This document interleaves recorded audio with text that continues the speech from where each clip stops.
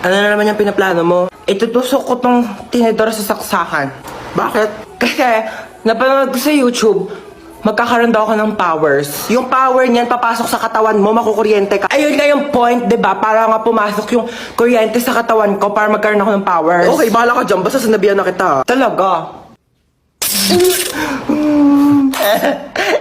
Ano nangyayari dito? Tinusok yung tinidor sa saksakan kasi magkakaroon daw siya ng electric power. At pinabayaan mo lang? Sabi niya sa akin, gawin ko daw.